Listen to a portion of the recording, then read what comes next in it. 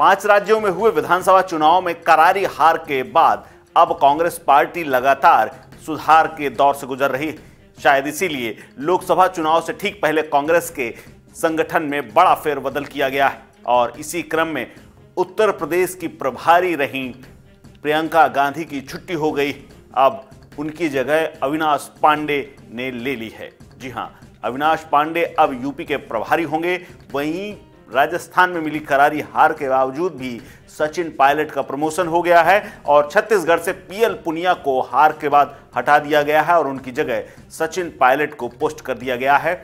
यहां पर उन्हें प्रमोशन मिला है, साथ ही महासचिव भी बनाया गया है। सामने आई खबर के मुताबिक सचिन पायलट को छत्तीसगढ़ का प्रभारी महासचिव नियुक्ति किया गया है, जिसका एक लेटर बकायदा कांग्रेस पार्टी ने जारी किया है। वहीं प्रियंका गांधी को कोई पोर्टफोलियो नहीं देते हुए संगठन में रखा गया है और प्रियंका गांधी को अभी कोई पोर्टफोलियो नहीं दिया गया है। कांग्रेस की ओर से जारी की गई लिस्ट के मुताबिक मुकुल वासनिक गुजरात भेजे गए हैं प्रभारी बनाकर, तो वहीं जितेंद्र सिंह को असम और मध्य प्रदेश का चार्ज सौंपा गया है। रणदीप सिंह सुरजेवाला को कर्नाटक भेजा गया है। दीपक बावरिया के हिस्से में दिल्ली हरियाणा की जिम्मेदारी आ गई है। वहीं कुमारी शैलजा उत्तराखंड भेजी गई हैं। संगठन में कम्युनिकेशन देखने की जिम्मेदारी अभी भी जयराम रमेश के हिस्से में है। वहीं केसी वेणुगोपाल संगठन देखते रहेंगे। 21 दिसंबर को हुई CWC की अहम बैठक के दौरान तमाम निर्णय लिए थे, खूब चर्चा हुई थी और इसी बैठक के बाद यह तय था कि कुछ ना कुछ बड़ा होने वाला है। बता दें कि अभी बीते 21 दिसंबर को ही कांग्रेस वर्किंग कमेटी की एक बड़ी बैठक हुई थी।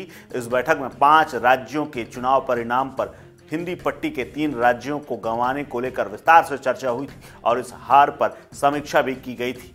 इस बैठक में पार्टी के अध्यक्ष मल्लिकार्जुन खड़गे, कांग्रेस संसदीय दल की अध्यक्षा सोनिया गांधी, वरिष्ठ नेता राहुल गांधी समेत तमाम नेता मौजूद थे, जिसमें कई नेताओं की क्लास लगी थी और भूपेश बघेल, कमलनाथ, दिग्विजय सिंह और गहलोत के बारे में भी खूब चर्चा हुई थी। सूत्रों के अनुसार इसी बैठक में अब आगामी लोकसभा चुनाव को लेकर भी रणनीति बनी थी और आगे आने वाले समय में इसी को लेकर के ये पहला बड़ा बदलाव किया गया है।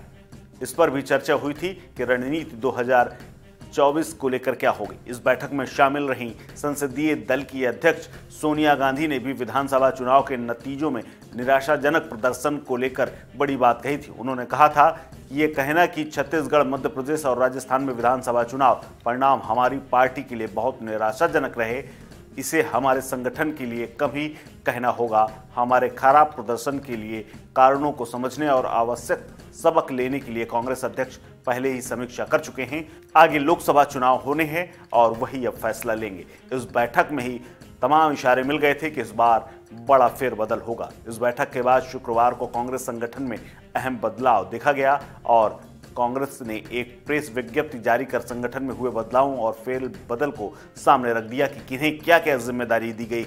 इसी लिस्ट की ये सारी चीजें सामने आई। इसके अलावा कई तमाम बड़े नेता हैं जिनको अहम प्रदेशों में प्रभारी के तौर पर नियुक्त किया गया है।